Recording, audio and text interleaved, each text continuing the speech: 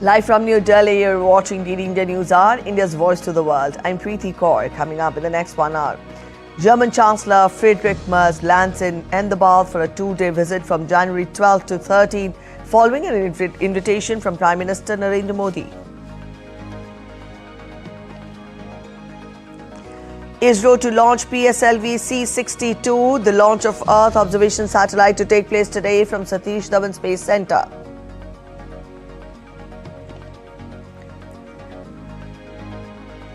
Iran protests enter third week as Trump considers military options. Iran accuses US and Israel of fomenting trouble. Wildfires in South Argentina ripped through nearly 12,000 hectares of forest land. 10 homes destroyed, mass evacuations enforced. And in cricket, Virat Kohli hits 93 to lead India to a 4-wicket win over New Zealand in the first ODI in Vadodara.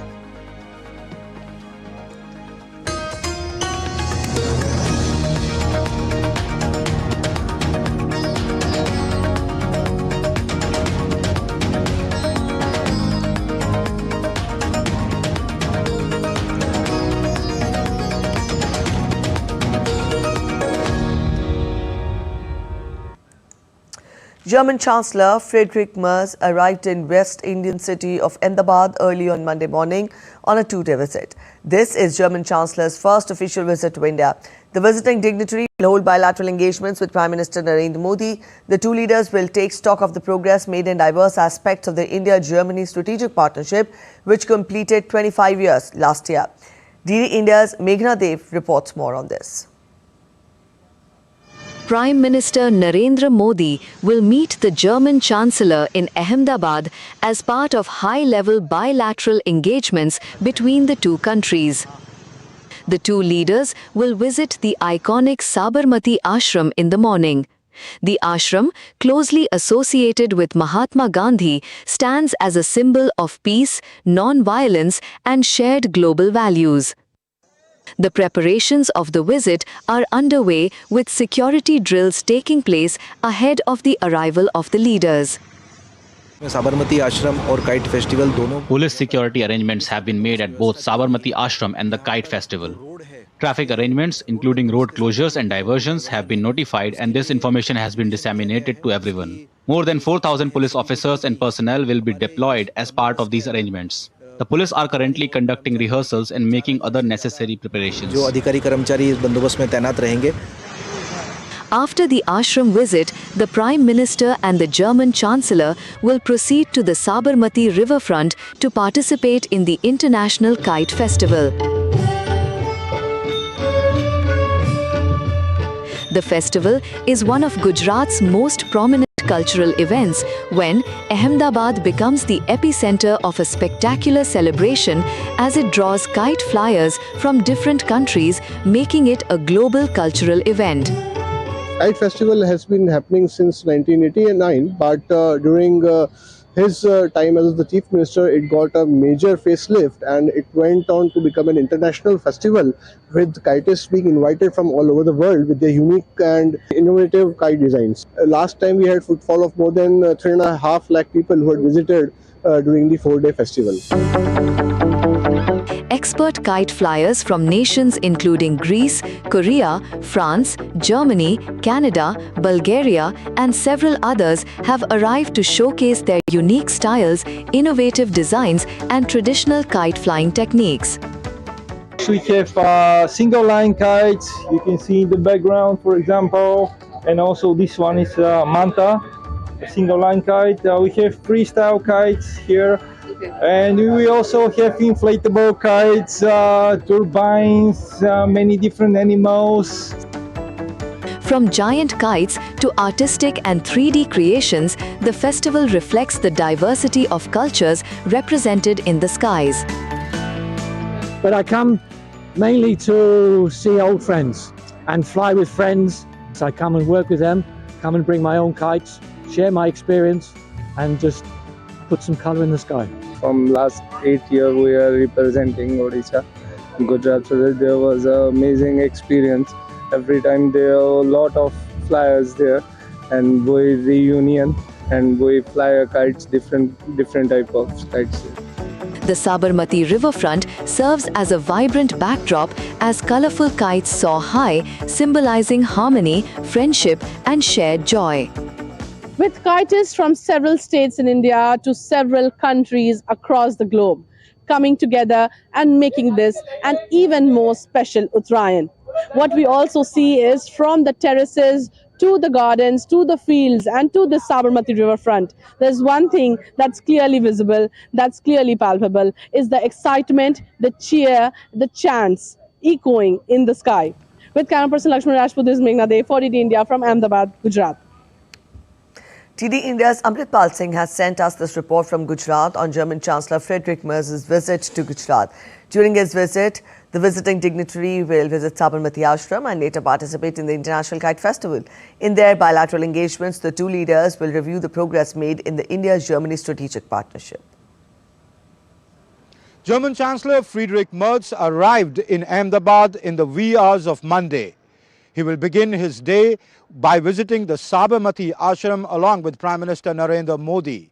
After that, the German Chancellor shall be witnessing the Kite Festival or Uttarayan along with Prime Minister Modi on the Sabarmati riverfront, where thousands of residents of Ahmedabad will come out and fly kites, and that could be an interesting cultural experience for the German Chancellor. This shall be followed by formal talks between the two leaders and their delegations. The entire gamut of bilateral relationship will be on the table. India and Germany are strategic partners. They have a very deep or a strong cooperation in defense and security. Economic cooperation is strong, given that Germany is India's largest trading partner in the European Union. So there will be talks of how to take this to the next level. The two leaders shall also be interacting with business leaders and CEOs here in Gandhinagar. Science and technology, cooperation in education, culture, space, migration, mobility, development cooperation shall be what could be touched upon between the two leaders. On Tuesday, the German Chancellor shall be visiting Bengaluru, where he shall visit a nanoscience and engineering center. The very fact that the German Chancellor chose India as his first stop of his first ever Asia visit, and in fact his first bilateral visit outside the NATO and EU space, signifies or sends a strong signal about not just the deepening bilateral partnership at present, but also the potential it holds for the future. With cameraman Yogesh Tiwari, this is Amritpal Singh for DD India in Gandhinagar. All right, DD India Siddharth Bhardwaj joins us from Sabarmati Ashram in Ahmedabad. And also Tanvi Taneja is joining us from Sabarmati Riverfront in Ahmedabad. First to you, Siddharth, good morning. Tell us, is the stage all set? The visiting dignitary will be hosted at Sabarmati Ashram. What more can you add? Oh, definitely. First of all, a very good morning to you, Preeti. And I'm here at Sabarmati Ashram, and this is a very significant place, because it was the center for the freedom struggle of India. And Mahatma Gandhi, for this place, had said earlier that this is a right place to search for the truth and for the fearlessness. As on one side, there is the iron and bolt of the foreigners, and on the other side, there is the thunderbolt of the motherland. So that is how this place is very, very significant. And yes, German Chancellor Friedrich Merz along with Prime Minister Narendra Modi will be coming here in a short while from now. And both countries, share. Both countries are in fact strategic partners, and there are the itinerary is quite long. And as far as this place is concerned, Mahatma Gandhi, father of the nation, has always advocated for peace. And in fact, so did Gautam Buddha. And, the Mahatma Gandhi, father of the nation, and Gautam Buddha are the biggest blessings India has ever got. And apart from that, Mahatma Gandhi has always advocated for peace, keeping in concern the global scenarios that we have, Preeti, we have conflicts and wars all over the place. And India always had its stance that the only solution could be get through dialogue and diplomacy, and nothing has ever got on the battlefield. Nothing has ever been found on the battlefield. Rather, So in that manner, it's a very significant place. So that's going to be the start of German Chancellor Friedrich Merz. So we'll be coming here at Sabarmati Ashram, and after that on the riverfront for the International Kite Festival. And then both the leaders will have bilateral talks, and the entire gamut of bilateral relations will be on the table, including defense and other sectors as well. So that is the itinerary as far as the itinerary is concerned. And apart from that, Preeti, I was just mentioning you, this is a very, very significant place, and the environment here is quite calm, and there is a serenity that's there in the air. And as Prime Minister Narendra Modi and German Chancellor Friedrich Merz would be coming here in a short while from now. And as and when the more developments we'll get, we'll let you know about that. Preeti, back to you. All right, I'll bring in Tanvi here. Tanvi, as we speak, I see there's a lot of color behind you. The stage is all set to welcome the German Chancellor. What are you witnessing there? And also tell us more about how do we connect the significance of the visiting dignitary attending the Kite Festival in Ahmedabad. Yes, Preeti, a very good morning to our listeners from the world's first heritage city declared by UNESCO in 2017, Ahmedabad. Well, I am at the International Kite Festival venue here, and German Chancellor Friedrich Merz will get a heritage walk of Ambavad, the heritage village of Gujarat. There behind me, you can see a walled structure that has been created, an entry point, and from there, it's a beautiful, magnificent heritage ride that the visiting dignitary on his first official India visit will get to see. After that, there is a dais where there are instrumentalists with sitar, harmonium, and so on, who are ready to welcome the German Chancellor. And on my right side is the Sabarmati riverfront, where in the river there are boats stationed on which on every boat there is a kiosk. And right in the middle, there is these Gujarati words inscribed "Kai poche." Kai poche, as when we were kids, we were told that whenever you can cut a kite of your neighbor or your friend, that's what you have to say in German, meaning that you have cut the strings of the other person's kite. So kai poche is something that is also a word that will reverberate a lot in the kitists area. So a lot of kitists. So there are 50 countries, kitists from 50 countries, 13 states participating in this International Kite Festival today. We're going to see 1,000+ colorful kites soaring in the sky. Preeti, a lot to expect too. All right, that's an overwhelming number. But then, Tanvi, what is it that you heard from the participants who are all set behind you to welcome the dignitary? Tell us more about the atmosphere. Tell us more about what are you witnessing there on the ground, and also how are the participants, how are the people there, feeling, and to what extent is their excitement in the air?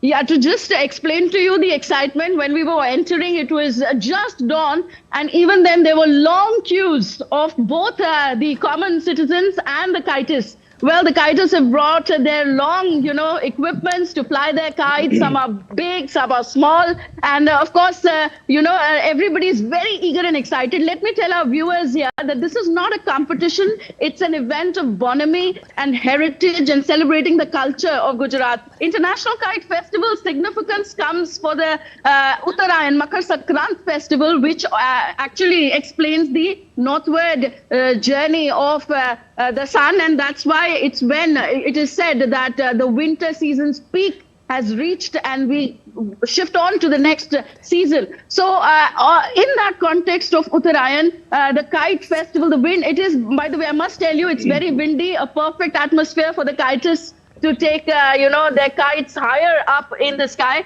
So yes, there is really absolute excitement on the kitist area, which is a little blocks away from here. So there's an entire stretch of Sabarmati riverfront where, in the majestic backdrop of Sabarmati river, we are going to see some exciting cultural performances. The kitists from 50 countries, Vietnam, Thailand, USA, Korea, so many people are lined up to enjoy this beautiful, beautiful ride. All right, Tanvi, we'll come back to you again during the day, but at present I'll bring in Siddharth. Siddharth, you're there at the Sabarmati Ashram. Now, this is not for the first time that an international leader is being hosted at the Sabarmati Ashram, but then spell out more as to how do you gauge the significance of this given the the significance of Sabarmati Ashram associated with peace and non-violence. At the same time in the world, it happens at a time when the world is witnessing conflicts, when the world is witnessing geopolitical challenges.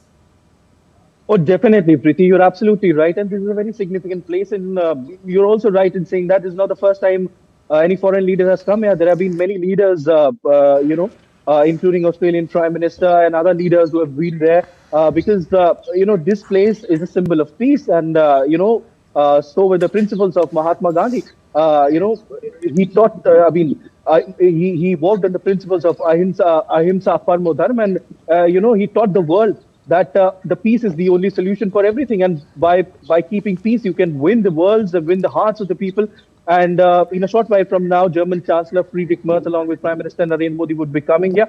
And for that, security arrangements, in fact, Preeti, is really, really tight. And vehicles only with passes and, people who are entering Sabarmati Ashram, they are being thoroughly checked. And there are proper scanning which is being done. And only after that, people are allowed here at Sabarmati Ashram. So yes, the environment is pretty calm here. It's pretty serene. And as German Chancellor would be coming here, like I just told you, along with Prime Minister Narendra Modi, the itinerary is packed. I told you. After that, after the Sabarmati Ashram, both the leaders will be going to attend the International Kite Festival. And after that, bilateral talks are expected to take place, in which the entire gamut of bilateral relations is expected to discuss.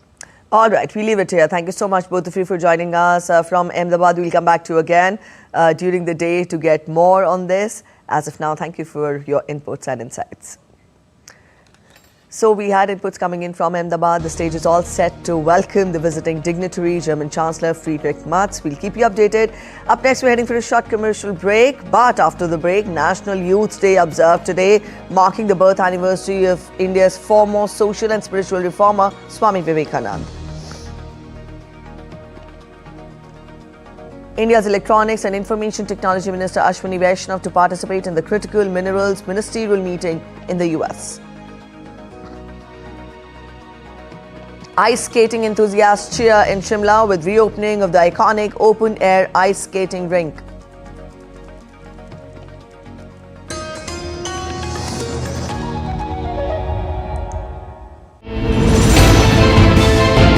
Geopolitics and trade deals. Economic challenges amid development. Hard work and the path to prosperity. It's the economy always. Between walkers, money is what money does and says. Supply creates its own demand. Between the bulls pulls and bears tears. When supply chains globalization and India rises to the podium. We'll get you centered with the economic brief at 8 p.m. every Thursday.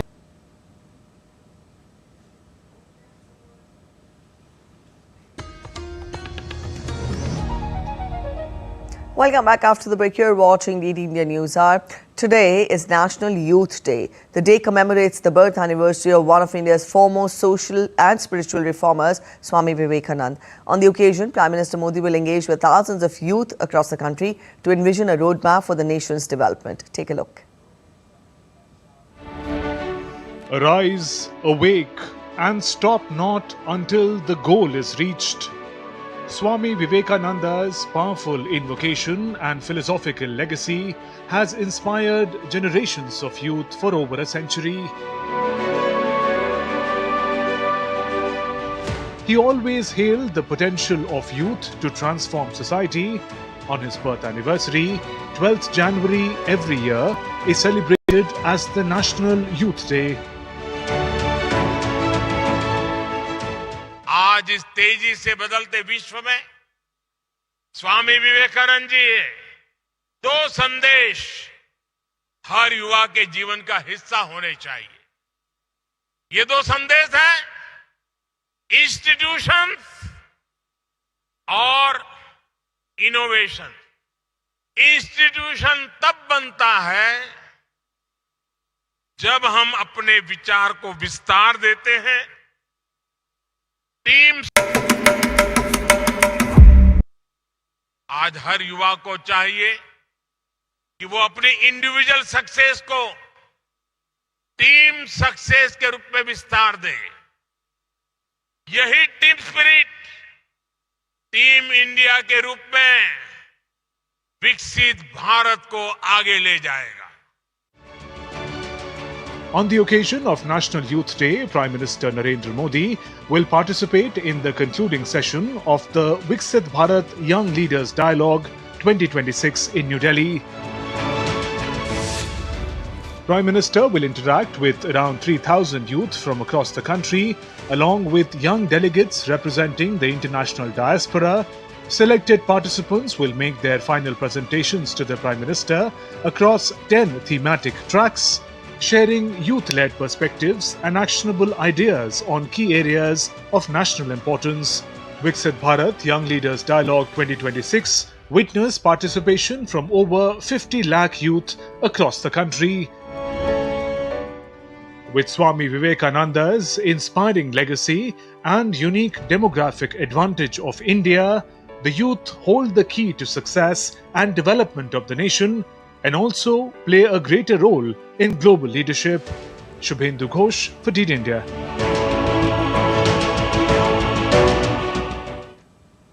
As part of the ongoing Viksit Bharat Young Leaders Dialogue 2026, 70 young students from Punjab engaged in an interactive session with India's Union Minister for Petroleum and Natural Gas on Sunday, contributing their ideas towards Prime Minister Narendra Modi's vision of a developed India. During his interaction, Union Minister Hardeep Singh Puri listened to the perspectives of the students and encouraged them to actively contribute to India's growth story. He emphasized the importance of youth leadership in shaping the policies and driving innovation across the sectors.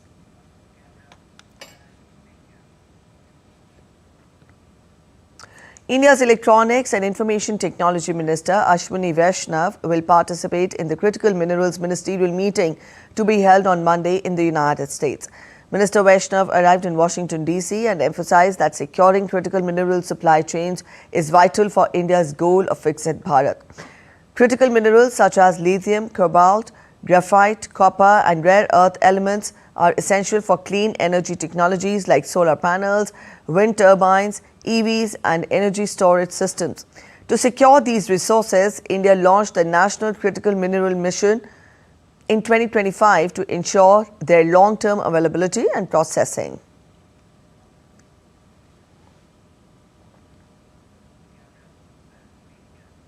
Indian Space Research Organisation will launch a PSLV rocket that will place an Earth observation satellite along with 14 other co-passenger satellites into orbit, marking the space agency's first launch of the year.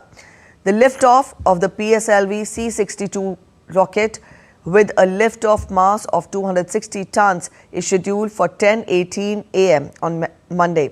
The PSLV C-62 EOS N1 mission would deploy the satellites into the Sun synchronous orbit around 17 minutes after the liftoff.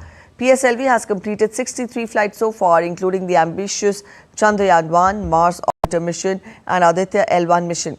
The previous launch of PSLV rocket was the PSLV C-61 Earth Observation Satellite 09 mission launched on May 18, 2025.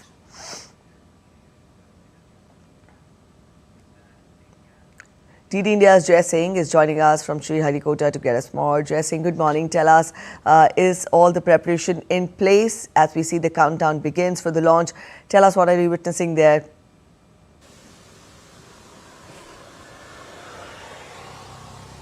Well, the preparations are underway on a textbook precision.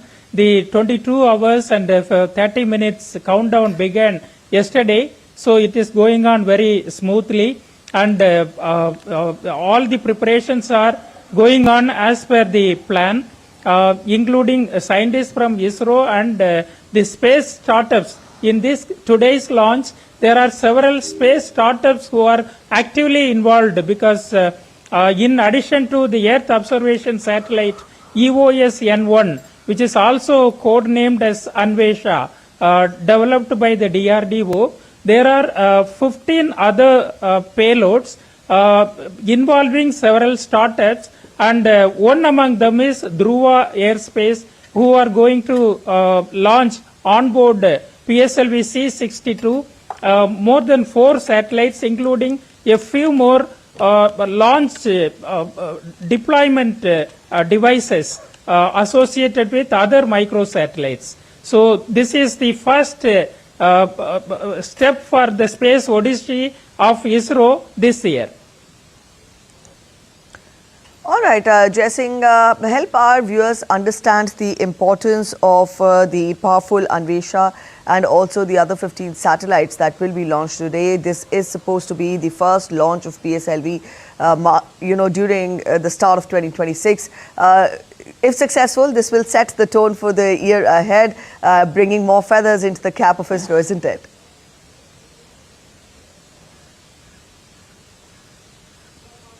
Exactly. Actually, EOS N1, Earth Observation Satellite N1, which is also called Anvesha, has been developed by the Instruments Research and Development Establishment based in Doordarshan, mostly done by IRDE. It is an organization functioning under DRDO, so naturally it has its own significance in India's strategic landscape. This satellite is actually a hyperspectral imaging satellite. It can, distinguish even camouflaged items by getting the reflection of heat or light from the sun. So all kinds of terrains, including clayey soil or desert sand, it can easily distinguish. Even man-made structures can be easily identified with precision. So this is going to be a great, very big boost for India's strategic community. And there are other micro satellites that are being launched by the by the New Space India Limited, the commercial wing of ISRO, by involving several other space startups, including Dhruva Space. Let us hear from its Chief Executive Officer, Mr. Sanjay, more from him. Mr. Sanjay, please tell us. Thank you very much. This is a very, very important mission for us. We have quite a few payloads going up to space. We have involvement of C.V. Raman Global University from Odisha launching a satellite. We have Dayanand Sagar University from Karnataka launching a satellite.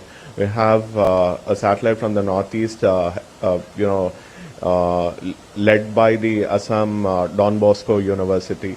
In addition to that, there are several other NGEs also for whom we are providing the separation systems, and not just building satellites, providing the launch service using our separation system, and post launch also providing ground station as a service for reception of data and also commanding satellites. So we are quite excited about this particular mission.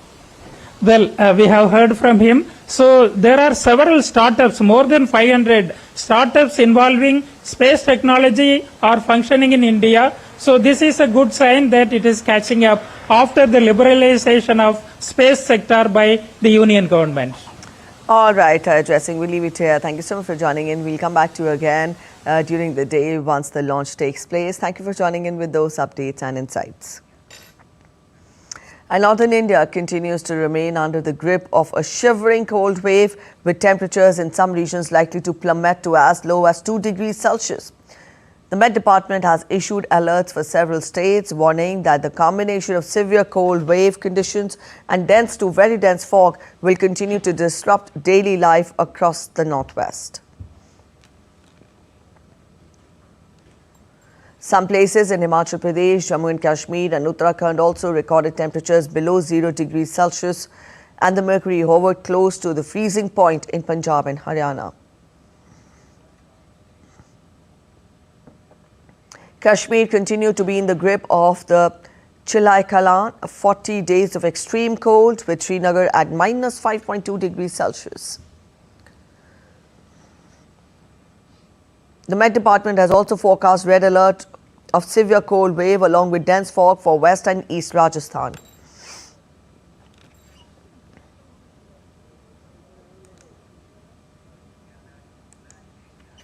We take a look at other stories making it to the headlines from across India now. For the first time on Saturday, 10 women, all over 60, stepped onto the stage for their Bharatanatyam debut in Kerala's Thrissur district.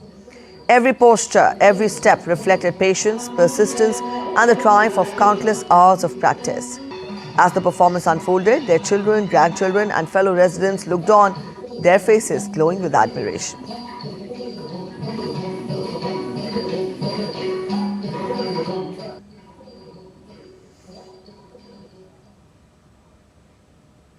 Ice skating enthusiasts in Shimla are celebrating the reopening of the iconic open-air ice skating rink, one of Asia's oldest and a historic landmark of Himachal Pradesh. With a warmer than usual December, the drop in temperatures below freezing point in January has allowed ice to naturally form in the rink, giving youngsters and the old alike an opportunity to enjoy the sport.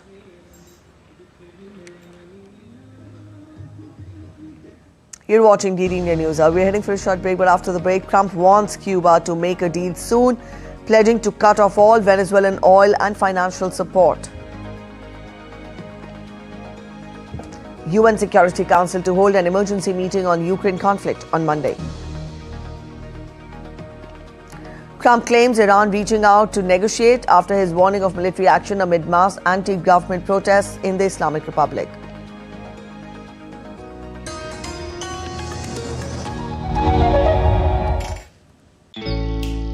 Jharkhand will mesmerize you with majestic nature, rich heritage and colorful culture. Hello.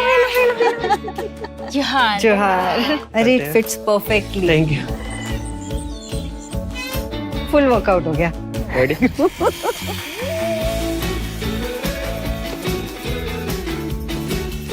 Postcards from Jharkhand on National Geographic.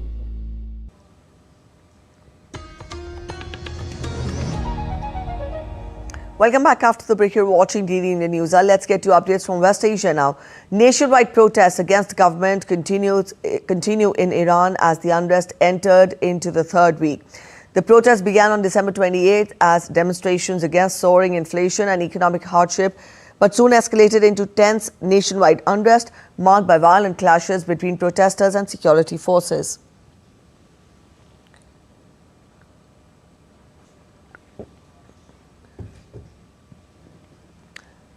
The Iranian government on Sunday declared 3 days of national mourning for martyrs, including members of the security forces killed in 2 weeks of protests. Iranian state television broadcast funeral processions in western cities, including Gatsaran and Yasuj, for security personnel killed in the protests.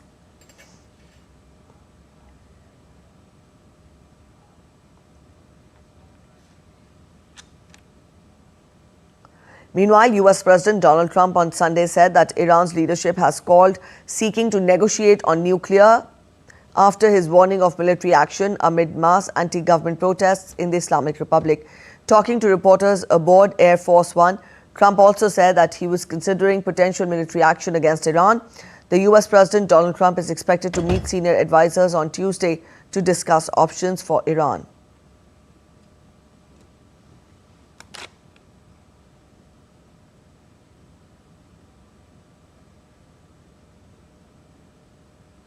Iran has warned it will retaliate if attacked by the US. Iranian authorities accuse the US and Israel of fomenting trouble. The state television reported that government called for nationwide marches on Monday.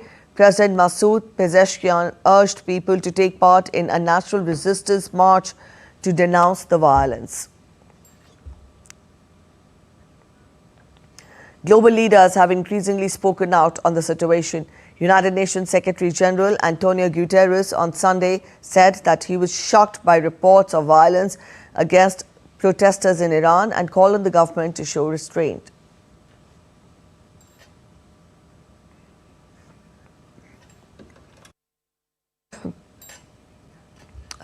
TD India's Akhilesh Suman joins us for more on this. Akhilesh, good morning. Now, we've given the latest developments with regards to US and Iran, but then how do you see the situation or the developments further pan out with both sides accusing each other of fomenting trouble? At the same time, the US president warning of military action against Iran. Actually, Iran has gone many revolutions in the past, and this is nothing new for the people of Iran and also for the world.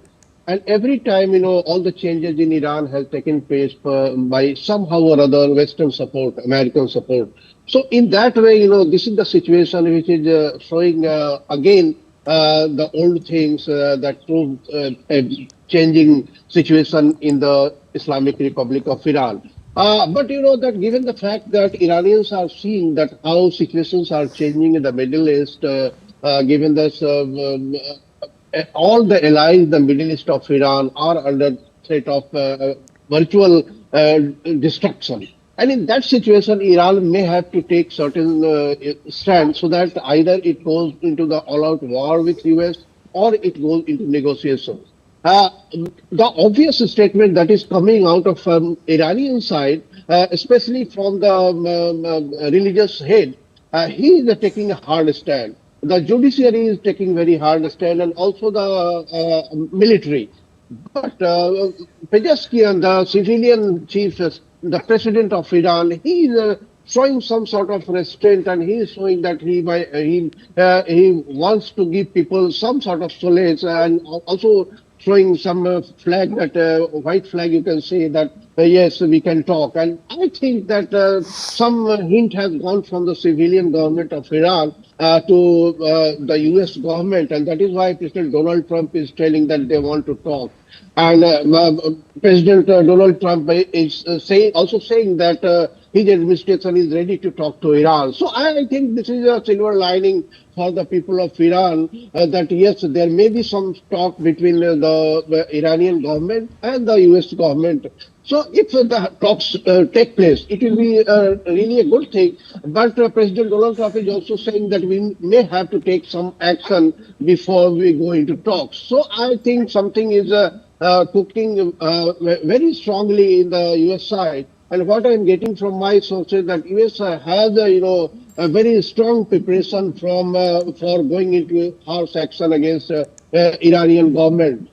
In what way it will happen, it has to be seen, because that people are on the road. And if people are on the road, if you take any military action, the major harm will be on the innocent people. So that may be in the mind of Donald Trump that what type of action he is going to take. Either he will attack the military establishment or he will attack something else. So that has to be seen. But the sources are also telling that the military of US is quite prepared, and its flights are taking some routes in the vicinity of Iranian side, means the neighboring countries of Iran. So I think a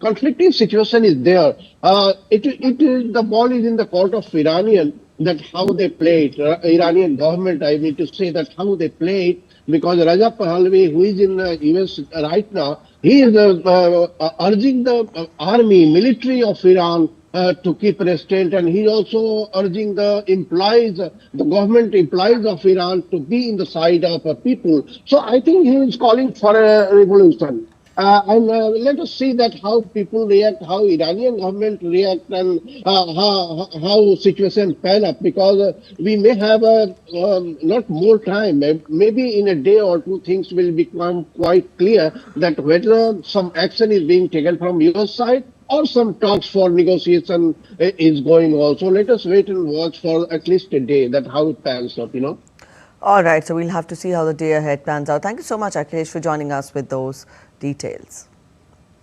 And the UN Security Council will hold an emergency meeting on Monday to discuss Russia's latest attacks on Ukraine, following an urgent request from Kyiv. In a post on social media platform X, Ukraine's Foreign Minister Andriy Sebi has said the meeting was convened after recent Russian strikes, which reportedly involved the use of an intermediate-range ballistic missile. He also added that the emergency session will focus on what Ukraine has described as Russia's serious violation of the United Nations Charter. He urged the Council to demand an immediate end to hostilities, ensure the protection of civilians, and reaffirm unwavering support for Ukraine's sovereignty and territorial integrity. US President Donald Trump has urged Cuba to make a deal or face unspecified consequences, warning that the flow of Venezuelan oil and money to Havana would stop now that Maduro is gone.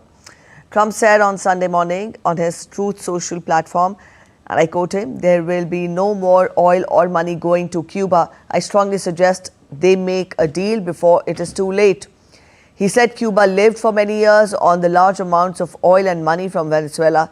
In return, Cuba provided security services for the last two Venezuelan dictators, but not anymore.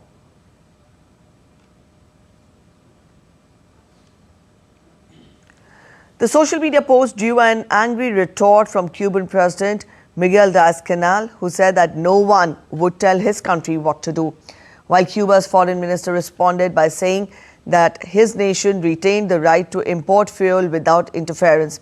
Meanwhile, Venezuela's government in a statement called for political and diplomatic dialogue between Washington and Havana.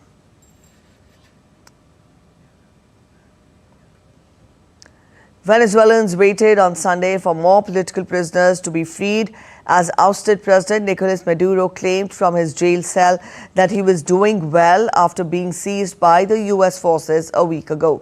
The government of interim President Delcy Rodriguez on Thursday began to release prisoners jailed under Maduro in a gesture of openness after pledging to cooperate with Washington over its demands for Venezuelan oil. The government said a large number would be released, but rights groups and the opposition say only about 20 have walked free since, including several prominent opposition figures. Rights groups estimate that there are 800 to 1,200 political prisoners held in Venezuela. Rodriguez said that Venezuela would take the diplomatic route with Washington after Trump claimed the United States was in charge of Venezuela. Maduro, meanwhile, claimed that he was doing well in jail in New York. His son, Nicolas Maduro Guerra, said in a video released on Saturday by his party.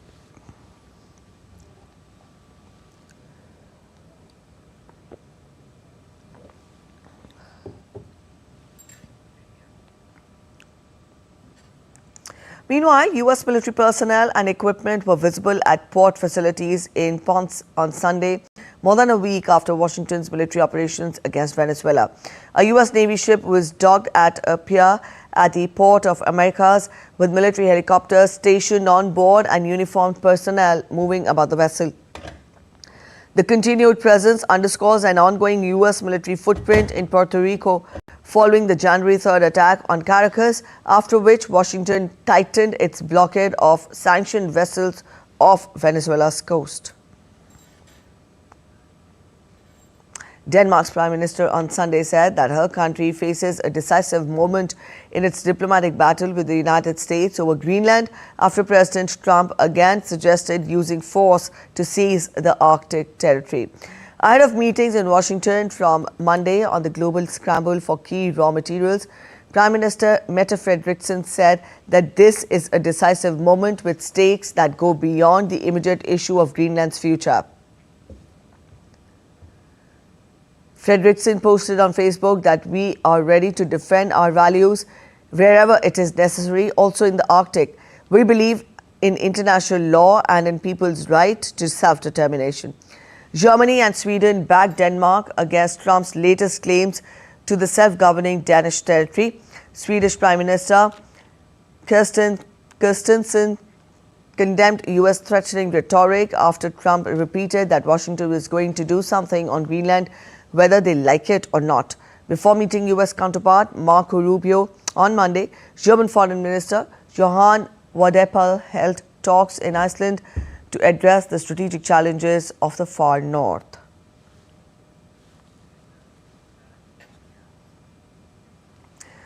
The International Court of Justice will begin public hearings on Monday in a case related to Rohingya community. The hearings to be held at The Hague will continue until January 29th and focus on the merits of the case, including the examination of witnesses and expert testimony. The case stems from Myanmar's 2017 military crackdown in northern Rakhine state, which forced more than 700,000 Rohingyas to flee to Bangladesh amid allegations of mass killing, sexual violence and arson.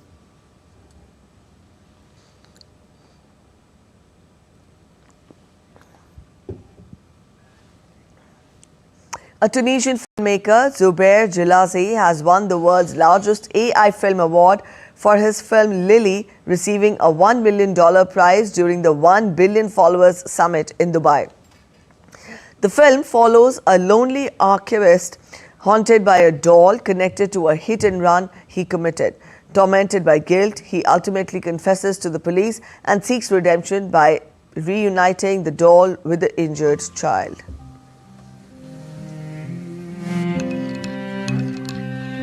Joyeuse que ta vie. Ma vie, si on peut appeler ça une vie. Mais seul, entre des étagères pleines de dossiers, comme si ma vie entière s'était elle aussi rangée, mon enfance. Je ne veux pas écouter ton récit de misère, alors cesse de te chercher des excuses. Ferme-la. Tu commences à m'énerver. Je vous hais. Et tout le monde vous déteste. The award is organized in collaboration with Google Gemini and was presented at the 4th edition of the summit. The event is being held in Dubai from January 9th to 11th under the theme Content for Good. The event brought together more than 15,000 content creators, influencers, chief executives and global experts to discuss the future of the content creation economy. You're watching DD India News. We're heading for a short break, but after the break, X faces global backlash as Grok AI floods platform with non-consensual images. Indonesia, Malaysia move to block chatbot.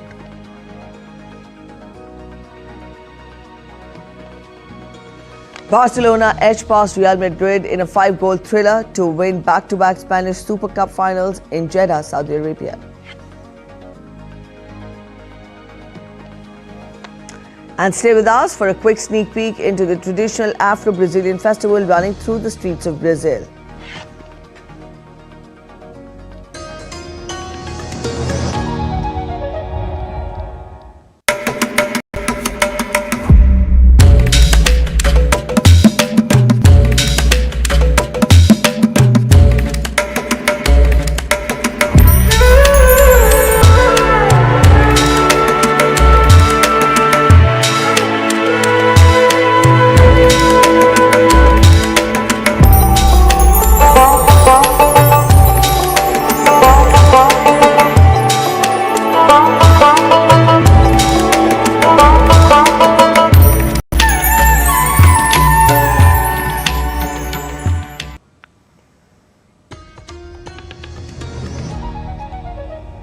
Welcome back after the break. You're watching DD India News. Let's get to updates from the world of business now. X, owned by billionaire Elon Musk, has been under fire from officials around the world since last week when Grok began flooding the site with AI-generated non-consensual images of women and children. With pressure mounting, Musk's AI, which operates Grok and owns X, appeared to be imposing some restrictions on Grok's public image generation. Musk has responded with laugh cry emojis to AI-altered photograph of prominent people. At one point, he blamed the users for unlawful content generated by his chatbot, saying, I quote, anyone using Grok to make illegal content will suffer the same consequences as if they uploaded illegal content. Indonesia temporarily blocked Elon Musk's Grok chatbot on Saturday due to the risk of AI-generated pornographic content, becoming the first country to deny access to the AI tool.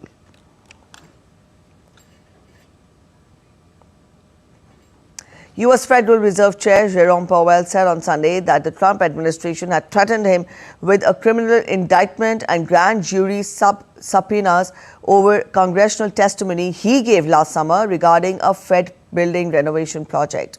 Powell has called the action a pretext aimed at putting further pressure on the central bank to lower interest rates.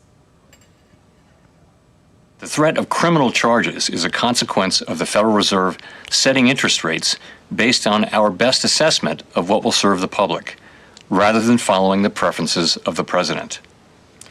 This is about whether the Fed will be able to continue to set interest rates based on evidence and economic conditions, or whether instead monetary policy will be directed by political pressure or intimidation. I have served at the Federal Reserve under 4 administrations, Republicans and Democrats alike. In every case, I have carried out my duties without political fear or favor, focused solely on our mandate of price stability and maximum employment. And now we take a look at sports updates. Virat Kohli played a superb innings to power India to win in the first one-day international against New Zealand in Vadodara.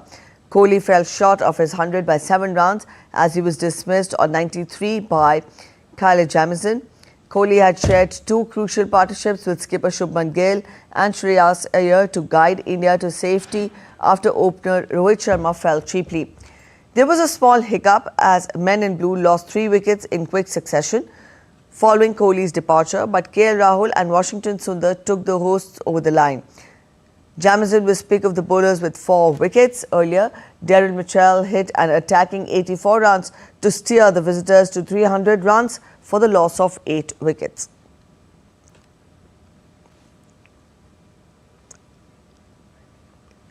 During the match, Kohli became the fastest player to reach 28,000 runs across formats in international cricket and the second most prolific scorer behind Sachin Tendulkar.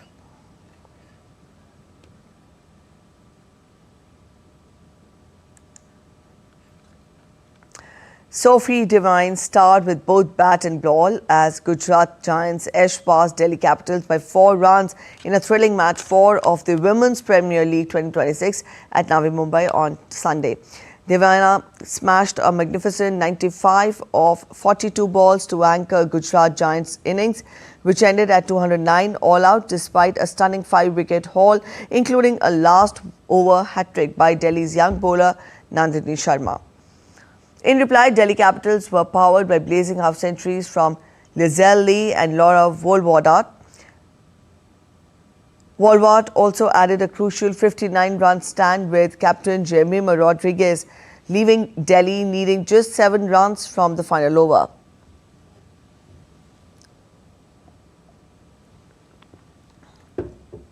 However, Devine delivered a sensational last over, conceding only 2 runs to seal a dramatic victory, restricting Delhi to 205 for 6. The win marked Gujarat Giants second in as many matches, while Delhi Capitals suffered their second consecutive defeat.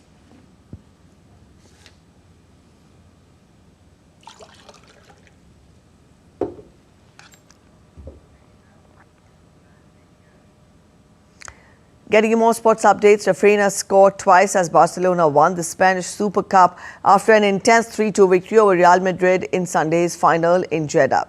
It marked a 16th triumph in the tournament for Hansi Flick's side, with Barcelona also beating Los Blancos in the last year's final. Barcelona have now won 10 games in a row, last suffering defeat in November when they lost to Chelsea in the Champions League. They have not lost to Spanish opposition since 26th of October when Real beat them at the El Clasico at Bernabeu. This was the 4th Clasico Super Cup in a row, while all the 3 of Barca's final wins under Flick have come against Real, 2 Super Cups and the Copa del Rey. Daniil Medvedev beat Brandon Nakashima 6-2, 7-6 to lift the Brisbane International title, starting the 2026 season on a strong note ahead of the Australian Open. It was Medvedev's second appearance in Brisbane. The 29-year-old finished as a runner-up in the 2019 Games, while it is also his first title win in a season-opening tournament since 2018. 3 times Australian Open runner-up, Daniil Medvedev warmed up for his year's opening Grand Slam in perfect fashion by winning the title. The victory marked Medvedev's 22nd ATP title. A traditional Afro-Brazilian festival parades through the streets of Brazil's Ouro Preto with participants singing and playing instruments. The festival honors severe Afro-Brazilian figures. Take a look.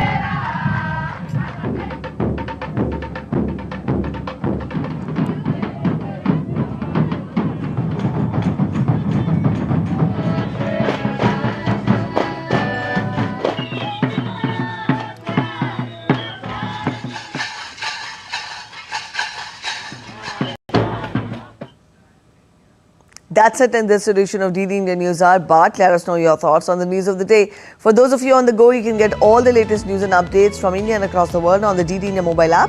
This app is available on both Android and iOS platforms, and you can download the respective QR codes. We'll be back with more news as it breaks here on DD India. I'm Preeti Kaur signing off, and from all of us here in Delhi, thanks for watching DD India News Hour.